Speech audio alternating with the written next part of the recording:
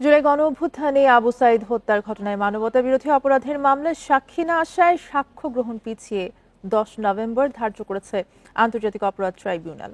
এদিন প্রসিকিউশনের পক্ষে সময় চেয়ে আবেদনের পরে তা মঞ্জুর করে নতুন তারিখ নির্ধারণ করে আদালত। এই প্রসঙ্গে কনস্টেবল সুজনের আইনজীবী আজিজুর রহমান দুলু বলেন, সাক্ষী না আসার অর্থ হলো মামলায় রিলাক্টেন্স অফ দ্য প্রসিকিউশন বা যাদের সাক্ষী করা হয়েছে তাদের যথাসময়ে উপস্থিত করার দায়িত্ব, কিন্তু এটা প্রসিকিউশনের ব্যর্থতা।